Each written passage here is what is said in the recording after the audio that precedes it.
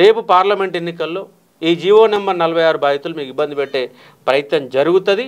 కానీ ఇప్పటికైనా ప్రభుత్వం మీరు పెద్ద మనసు పెడితే ఆలోచన చేస్తే ఇది మీకు చిన్న సమస్య కావచ్చు, ప్రభుత్వానికి 2000 ఉద్యోగాలు ఒక చిన్న సమస్య కావచ్చు, కానీ విద్యార్థులకు అదే భవిష్యత్తు.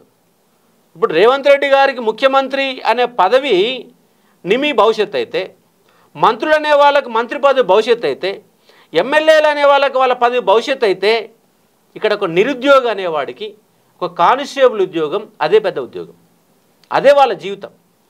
మీ జీవితాలకు, మీ పదవులకు, మీ రాజకీయ పదవులకు ఎంత ఇంపార్టెన్స్ ఇస్తారో నిరుద్యోగులు అంతే ఇంపార్టెన్స్ ఇస్తారు. మీకు నిజంగా చిత్తశుద్ధి ఉంటే అమలు చేయాల, హామీ ఇచ్చాం, హామీకి వెళ్ళి మేము తప్పించుకోం, అమలు చేసేంత ధైర్యం మాకుందనుకుంటే ఇప్పటికైనా అవకాశాలు ఉంటాయి. ఎక్సెస్గా ఉద్యోగాలు చేయండి, ఎక్కువ ఇవ్వండి, ఇస్తే అది న్యాయం చేయడానికి అవకాశం ఉంది. ఇక్కడ జీవో నెంబర్ 46 బాధితులని మోసం చేస్తే ఇంక 5 ఏళ్ళు ఉన్నది మీ గవర్నమెంట్. తర్వాత ఇచ్చే హామీలకు ఎక్కడ కూడా మీకు మీ హామీలను నమ్మడానికి అవకాశాలు లేకుండా ఇక్కడ నిరుద్యోగులు తలుచుకుంటే ప్రభుత్వాలు కూలిపోయినాయని నిరూపించారు. ఒకప్పుడు అస్సాం గణ పరిషత్ అనే ఒక పార్టీ ఏర్పడి అక్కడ ప్రభుత్వాలు ఏర్పాటు చేసినాయి. ఇవాళ నిరుద్యోగులు కనుక తలుచుకుంటే, ఇప్పుడు నేను ఇవాళ చెప్తున్నాను, 2016లో చెప్పాను, 2023లో ప్రభుత్వాన్ని కూలదోసేది నిరుద్యోగులే, రాబోయేది నిరుద్యోగ ఉద్యమం అని చెప్పాను. మళ్ళీ ఇవాళ చెప్తున్నా, ఇది 2024.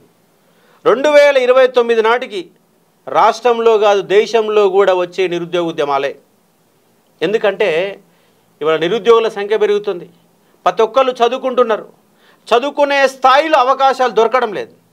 బీటెక్ చేసిన వాడికి కనీసంగా డిగ్రీ పూర్తి చేసిన వాడికి, బీటెక్ చేసిన వాడికి, ఎంఏలు చేసిన వాడికి, పీజీలు చేసిన వాడికి 10,000 రూపాయల జీతం కూడా దొరకని పరిస్థితి ఇప్పుడు రాష్ట్రంలో ఉంది, దేశంలో ఉంది.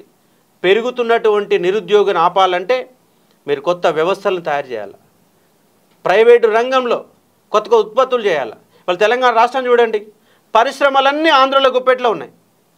ఇక్కడ నీళ్లు తీసుకొని, ఇక్కడ భూమి తీసుకొని, ఇక్కడ ప్రభుత్వాలకి లబ్ధి పొంది, ఇక్కడ మార్కెట్ను ఉపయోగించుకొని ఇవాళ ఇచ్చే ఉద్యోగాలన్నీ ఆంధ్ర వాళ్ళ కట్టబెడుతున్నారు. ఇవాళ ఫార్మా రంగం చూడండి, ఫార్మా రంగంలో 95% ఆంధ్ర గుప్పెట్లోనే ఫార్మా రంగం ఉంది, కానీ 10% ఉద్యోగులు కూడా తెలంగాణ బిడ్డలు లేరు. 90% ఆఫ్ ఎంప్లాయీస్ ఆంధ్ర వాళ్ళే. పరిశ్రమ మరి ఆంధ్ర వాళ్ళ పరిశ్రమ ఉన్నప్పుడు ఆంధ్ర ప్రాంతంలో ఏర్పాటు చేసుకోండి. తెలంగాణ ప్రాంతంలో పరిశ్రమ కావాలా, తెలంగాణ భూమి కావాలా, తెలంగాణ నీళ్లు కావాలా, తెలంగాణ పెట్టుబడులు ఉపయోగించుకోవాలా, తెలంగాణ మార్కెట్ కావాలా. హైదరాబాద్ మీకు అద్భుతంగా కనబడుతుంది, కానీ హైదరాబాద్లో మా బిడ్డలకు ఉద్యోగాలు ఇవ్వరు. ఇది ఇవాళ జరుగుతున్నటువంటి సత్యం. ఈ సత్యం ఎప్పుడైతే నిరుద్యోగులకు బోధపడుతుందో అప్పుడు ఏ ప్రభుత్వాలు కూడా నిలబడవు. ఇది ఎక్కువ కాలం ఏం పట్టదు. మరో నిరుద్యోగ ఉద్యమం, ఒక తెలంగాణ ఉద్యమం అయితే ఏ విధంగా కొనసాగిందో వచ్చే 5 సంవత్సరాల తర్వాత తెలంగాణ ఉద్యమానికంటే ఒక భయంకరమైన ఉద్యమం, నిరుద్యోగ ఉద్యమం రాబోతుంది. ఇది పాలకులు గమనించకపోతే నష్టపోయేది మీరే. ఎందుకంటే వల్ల రాజకీయాలకు వచ్చేవాడు సగం తెలివితో వస్తున్నాడు, సగం నాలెడ్జ్తో వస్తున్నారు. వాళ్ళు కేవలం రాజకీయాలు మాత్రమే చేస్తున్నారు. నిరుద్యోగుల గురించి, ఉపాధి గురించి, రాష్ట్ర భవిష్యత్తు గురించి ఆలోచన చేయలు. కమిషన్ల కక్కుర్తి పడి ఒక మేడిగడ్డ లాంటి మేడిపండు ప్రాజెక్టులు కట్టి లక్షల కోట్ల రూపాయలు వాళ్ళ టీఆర్ఎస్ నాయకులు జేబులలో వేసుకున్నారు. కానీ ఒక్క రోజన్నా కేటీఆర్ కానీ కేసీఆర్ కానీ తెలంగాణ నిరుద్యోగుల గురించి ఏ రోజు పట్టించుకోలేదు. ఒక్క ప్రైవేటు ఉద్యోగం గురించి మాట్లాడలేదు. 100 కంపెనీలు చేసిన లెక్కలు గొప్పలు చెప్పారు, కానీ ఒక్క తెలంగాణ బిడ్డకు ఉద్యోగం రాలేదు. ఇవాళ కాంగ్రెస్ గవర్నమెంట్ కూడా అదే విధంగా పరిపాలన చేస్తున్నది. మార్పు రావాలా. తెలంగాణ బిడ్డలకు 75% రిజర్వేషన్లు కల్పిస్తూ ఉన్నారు స్థానికంగా. ఇక్కడి వరకు ఒక్క మీటింగ్ కూడా జరుగుతున్నట్టు ఆశాభావం కూడా కనపడటం లేదు. కాబట్టి ఈ 2 లక్షల ఉద్యోగాల నింపే వరకు ఈ అశోక్ సార్ నిరుద్యోగుల వెంటనే ఉంటాడు. కంపల్సరీ కొట్లాడుతాం, మరొక నిరుద్యోగ ఉద్యమాన్ని కంపల్సరీ నిర్మిస్తామని స్పష్టంగా చెప్పాల్సుకున్నాను. జనరల్గా మనం చూసుకున్నా కూడా ఉస్మానియా యూనివర్సిటీలో మీరు కానీ లేకపోతే బల్మూర్ వెంకట్ ఎవరైతే ఎమ్మెల్సీ ఉన్నారో మీరందరూ చర్చ పెట్టారు కదా sir, Group 1, Group 2, Group 3, Group 4 and GO 46 అని.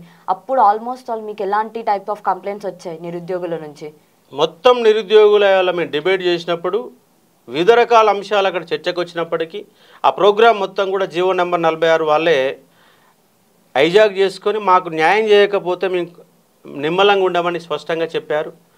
డిబేట్కి వచ్చినటువంటి బల్మూరు వెంకట్ గారు కూడా ఎక్కడ కూడా ఆయన ప్రయత్నం లోపం లేకుండా ఆయన ఎంత కృషి చేయాలో ఆయన కృషి చేశాడు. కానీ ఆ స్థాయికి మించి కూడా ముఖ్యమంత్రి గారితో, డీజీపీతోని, సిఎస్తోని అందరితో మీటింగ్ ఏర్పాటు చేసి బల్మూరు వెంకట్ యొక్క కృషిలో కూడా ఆయన 100% ఆయన పరిధిలో ఉంటే 1000% కష్టపడ్డాడు. కానీ ఇప్పుడు నిర్ణయం తీసుకోవాల్సింది ప్రభుత్వం.